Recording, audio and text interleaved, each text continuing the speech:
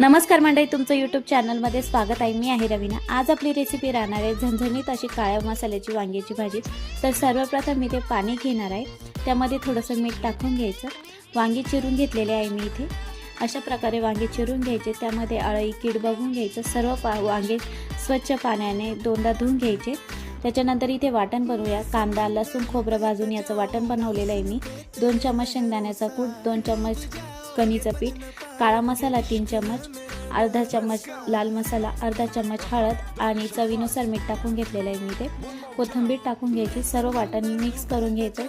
तर तयार आहे आपलं असं वाटण। आणि सर्व वांग्यांमध्ये हे वाटण भरून घ्यायचं। अशा प्रकारे वाटण भरायचं वांग्यांमध्ये।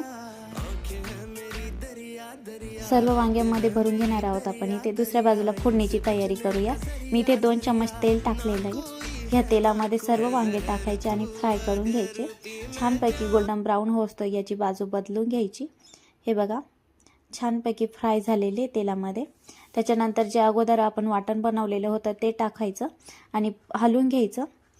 त्यानंतर इथे मी गरम पाणी टाकणार आहे, कारण गरम पाणी टाकली की भाजीला चव पण छान येते। तर तयार आहे आपली वांग्याची भाजी। रेसिपी आवडल्यास नक्की चॅनलला सबस्क्राईब करा, लाईक करा, शेअर करा। धन्यवाद।